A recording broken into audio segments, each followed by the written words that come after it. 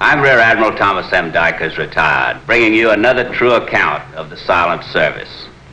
The USS Peto was the first submarine to be built far inland at Manitowoc, Wisconsin.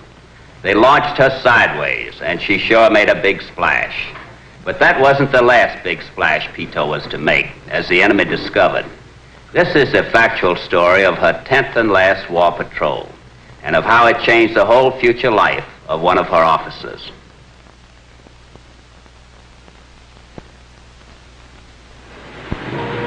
Our story opens in San Francisco at the Hotel Fairmont.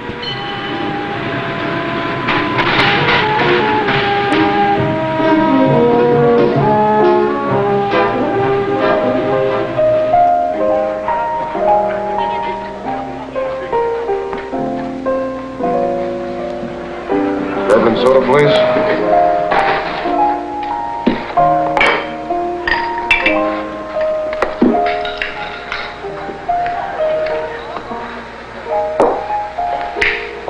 I beg your pardon, Lieutenant. Yes, ma'am.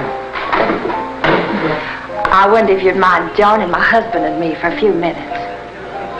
Well, yes, ma'am. I'd be glad to.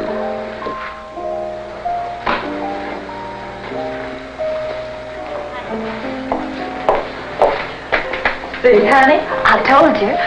I wasn't afraid to ask the lieutenant over. And I might just as well get to the point right away. My husband just got back from the Aleutian Islands. Somewhere along the way, they managed to lose all his luggage. The only uniform he's got is on his back. Well, I have a spare uniform. I'd be glad to lend you, sir. Oh, I know you just can't walk in and buy one off the rack. Not when you're our size. Well, that's mighty kind of you, Lieutenant. Laboon, sir. Jack Laboon. My name is Caldwell, and you've already met Mrs. Caldwell. Won't you have a seat? Well, thank you, sir. Laboon, didn't you play football at the Naval Academy? Well, that's right, sir. And lacrosse. What ship you attached to? The Peto, sir. Meet your new CO. I've just received my orders. I'm the Peto's new skipper. When you two get in the conning tower at the same time, well, I just hope the rest of the crew are midgets. Early in July 1945, the USS Peto, now a seasoned veteran with 9 successful combat patrols behind her, was refitting at Guam. Her next mission was to be a lifeguard patrol, her first, and her skipper, Captain Caldwell, had made a characteristic decision. If Peto was to help flyers, Caldwell figured he ought to know what the job looked like from the other fellow's point of view. So he had taken off from Saipan on a bombing mission over Japan.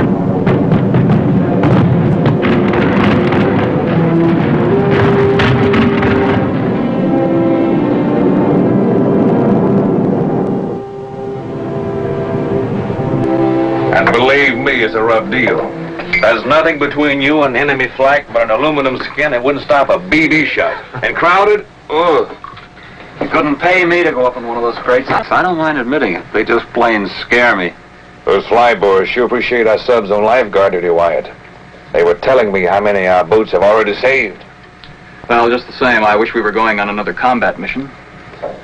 Well, there isn't enough enemy shipping left to make it worthwhile. For once, we'll be saving men instead of sinking them.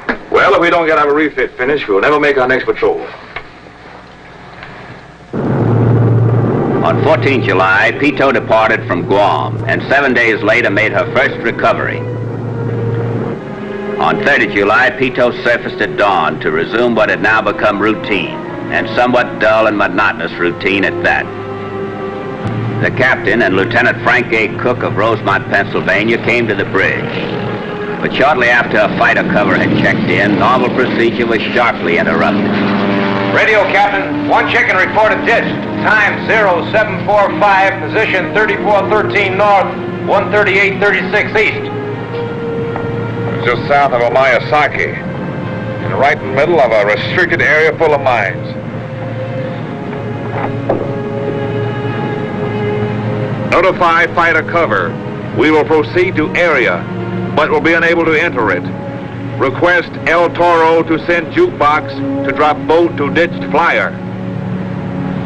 All ahead flank, right full rudder, come to course 190. Lifeguard 9, this is Jukebox 22. Do you read me? Over. Jukebox 22, this is Lifeguard 9. We read you loud and clear. Over. Lifeguard 9, we dropped a lifeboat to the downed chicken, but it broke in half when it hit. Have notified El Toro and they're sending Playmate 26. Over. Roger, Jukebox. Lifeguard out.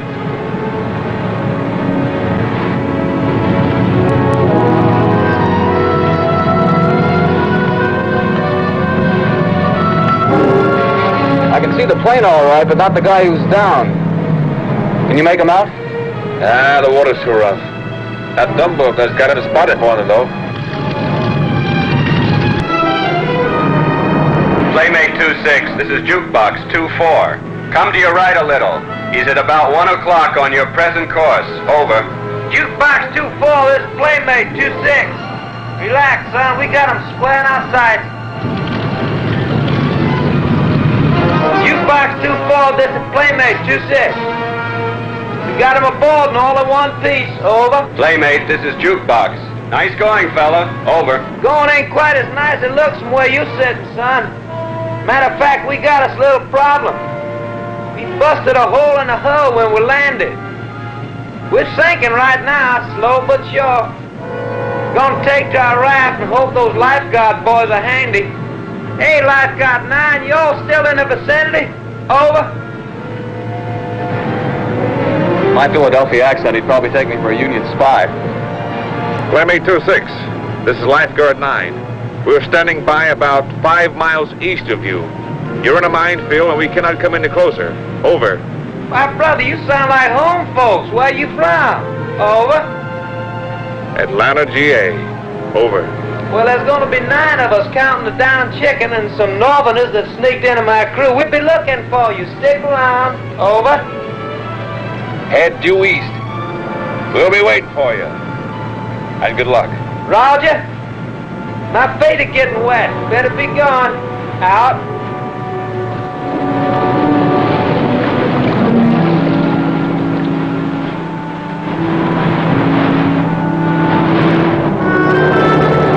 Lifeguard 9, this is Jukebox 24. Over.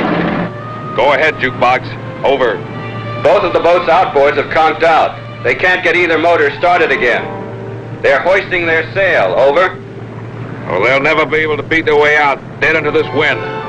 We'll go in out of them. Out.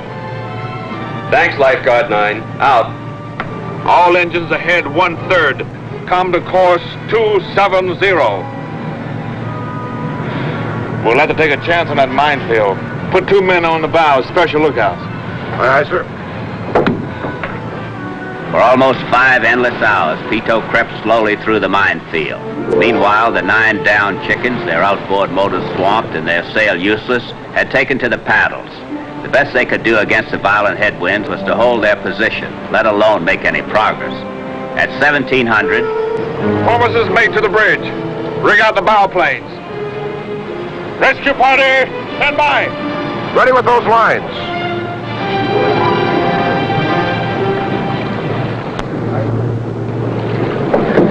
Stand by forward, Doc. They didn't report any injured, but they may have some. Aye, aye, sir.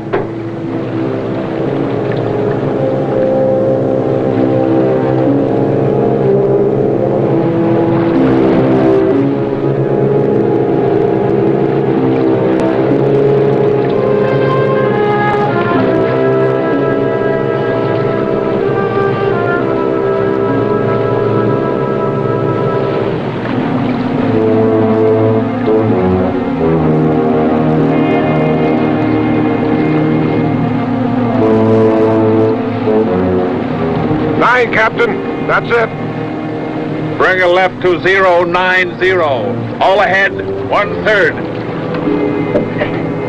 No injuries, Captain, but they're pretty well bushed and half frozen.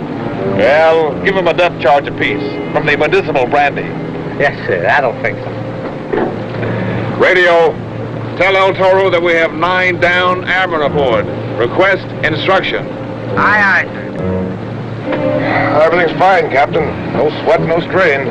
The Texas lab requests permission to come to the bridge. He and the others want to thank you, sir. Not now, Jack. Tell them once we get out of this minefield, we'll all relax and pat each other on the back. But it was well past midnight before anyone aboard Peto had much chance to relax. By then she had successfully made her way out of the minefield and, according to the order she had received, had transferred 9 grateful flyers to the USS Gavilan. Message from Admiral Halsey, sir.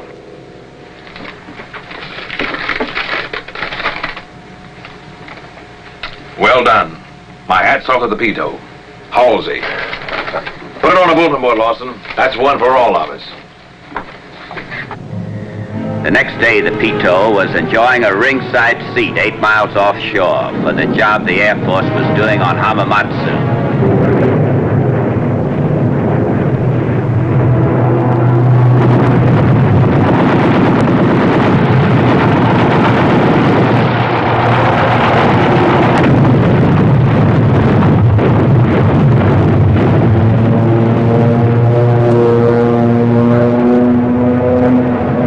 Sightseeing ended abruptly at 1552. Plane peeling off. He's hit. Looks as though he's ditching. Right forwarder. All ahead flank.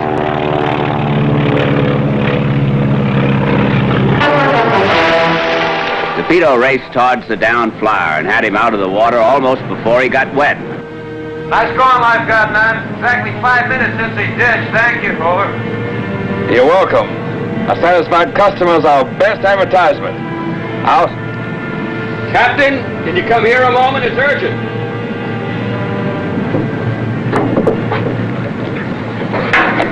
My wingman had the ditch close into the beach. Can you go after him? Where's his position? I can show you exactly. Put on the chart, sir.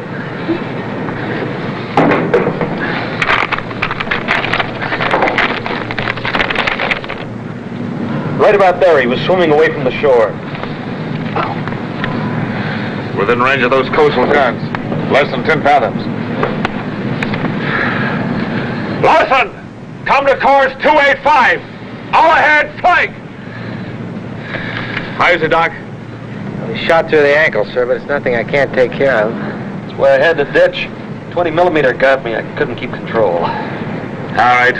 Take him below.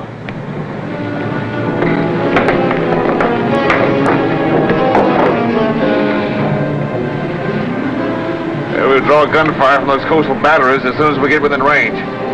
Get up out of the main deck. Aye, aye, sir.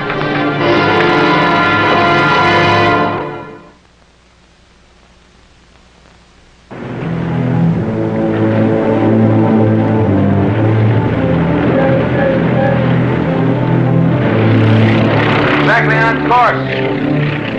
About 3 miles off the beach. I'll keep circling over him until you tell me you've spotted him. Over. Roger and out.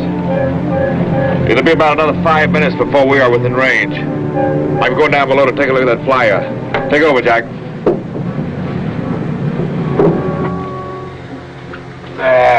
We're all done, Mr. Sanders, and you'll be running around again in a couple of weeks.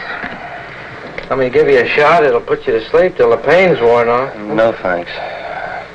I'll wait till they pick up Hugh. I want to make sure they get him. Well, don't worry about that. When our skipper goes after, he gets. Did a great job on me, Doc. Thanks. Yeah, well, I guess I won't get a chance to practice on you, though. Practice? I don't get you. Well, I'm studying for the day when the war is over. Ought to be a doctor? Doctor? No, I'm going in business with my uncle. He's an undertaker.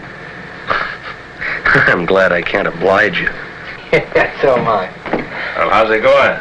Feeling fine, Captain. He's doing great, Captain.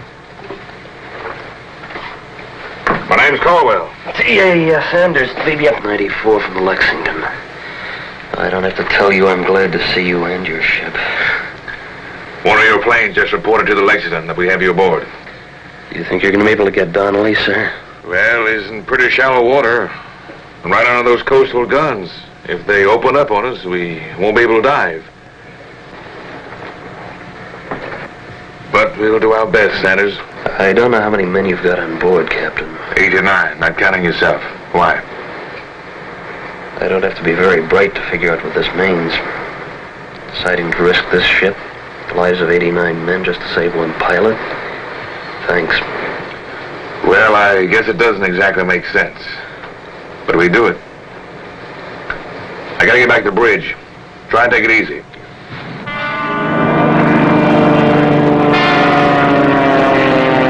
I see him, Captain. Almost dead ahead, about a half mile off the port bow. Fighter, this is Lifeguard 9. We've got him spotted. Over. Good luck, lifeguard. I'm returning to carry, almost out of fuel. You've asked them to send 2 Hellcats to supply cover for you.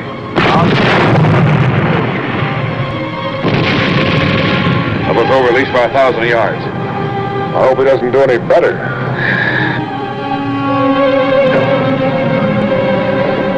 We'll have to put a man overside. Tie a lifeline to him. We'll try to pick this one up on the fly.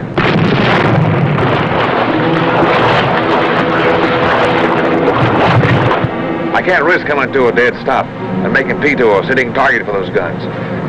I'm going to ask for a volunteer to do the job. Who's the best swimmer on board, Jack? Well, you'll have to ask for a volunteer, Captain. You've got one. All right. Who do you want to hold the line for you? Well, Scaly, the torpedo man. He's strong as an ox. All right. Step on it. Aye, aye, sir. If we're forced to, we'll have to cut the line and leave you both. Good luck, Jack. You take care of the ship, Captain. I'll take care of him. Bring her left 2 degrees. All ahead 1/3.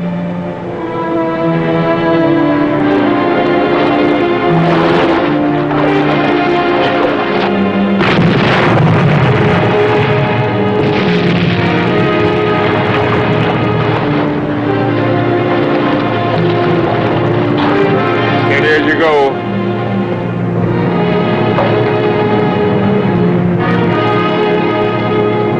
Lawson, Captain. Request permission to come topside and assist Jack and Scaly. Negative, Wyatt. Nobody up here that doesn't have to be.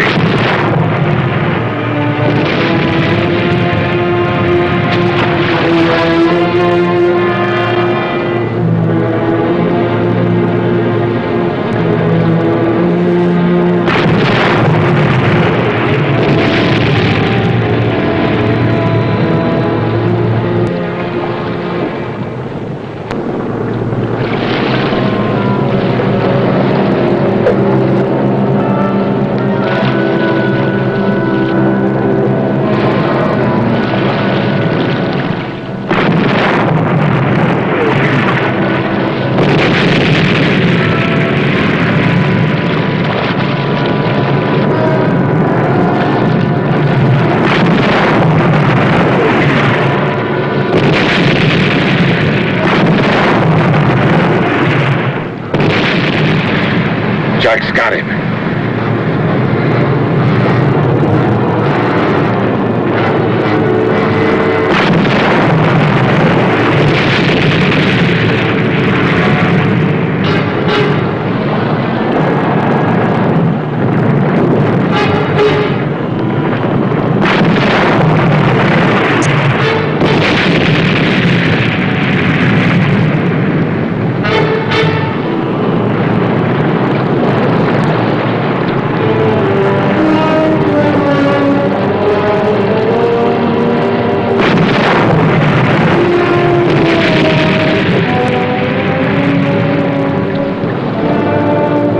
Over and take the con, Mr. Lawson.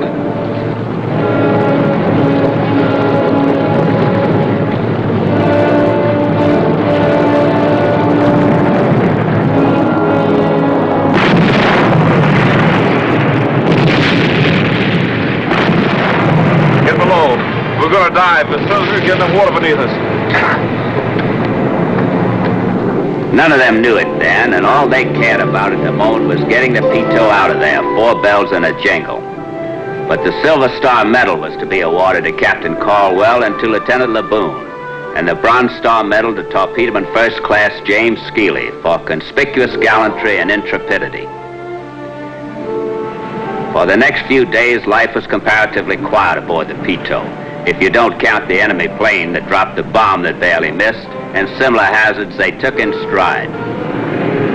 Things were routine until the morning of 15 August, when, with the Peto again on lifeguard duty... Bridgeham Radio, we just received word that this morning's strike is canceled. Something's cooking. There's a lot of activity on the circuit. Roger, radio. I wonder what's coming off. This is the captain. We have just received official word. The war is over. This is no time for us to get lax. Some enemy planes might not get the word or decide to go out on a kamikaze burst of glory and take us with him. So all normal routine will go unchanged. There'll be no splicing of the main brace. But I guess we can at least blow off a little steam.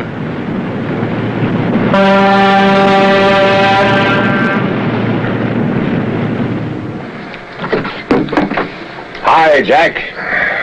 Peace. Wonderful peace. That sure's a strange feeling. It's going to take some getting used to. Coffee? No, thanks. I wanted to talk to you about something. Fire away. What would you say, Captain, if I told you that as soon as we get back home, I'm going to resign from the Navy? You're kidding. No? Why, you've got a great future in the service, Jack. With your combat record and your background, why, you're on the way to the top. Well, you know I'm a Catholic, don't you, Captain? Well, there's three things I never ask or care about. A man's politics, his religion, or whether or not he's a reservist or a regular. The thing I want to know is how well he can do his job. Now, what's being a Catholic got to do with this? Well, quite a lot, Captain. You see, saving lives in this patrol has finally made me realize something I've never quite been sure of before. I love the Navy, but I've decided I want to become a priest. You certain you thought this thing out? It's not a sudden impulse? Oh, no, sir. I'm quite certain that I've given it a great deal of thought for a long time. Well, if this was for any other profession, I'd say you're being a fool. But as it stands, you have nothing but my admiration, although I'm not a Catholic. I'd be proud to approve your request. Well, thank you, sir.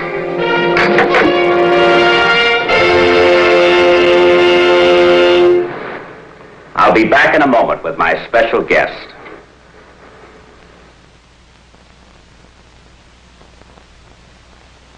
And now it gives me great pleasure to present to you the former Lieutenant Laboon of the Peto, now the Reverend Father John Laboon of the Society of Jesus. Admiral, your reenactment of Peto's 10th Patrol has brought back a lot of memories. I'm very glad we were able to tell the story, Father Laboon, and I've been curious to know whether you saw Ensign Donnelly again after saving his life under fire. I haven't seen him, but I received a wonderful letter from him.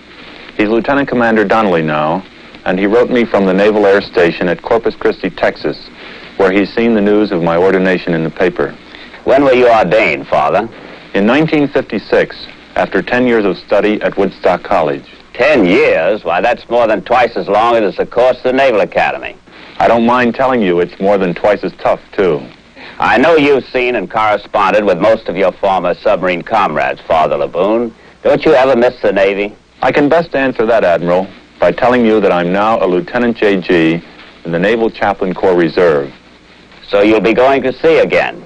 Well, as you know, sir, I'll have to have been ordained for 3 years before I'm eligible for sea duty, but I am certainly looking forward to it. When I told your former skipper, Captain Hugh Caldwell, that you were going to be on our show, he wrote me, "Nothing's changed about Jack Laboon but his uniform." Well, Admiral, at least Hugh Caldwell won't borrow this uniform the way he did my other one the first day I met him. We can be certain of that, and I'm sure that all our viewers join me in extending to you every good wish in your new calling.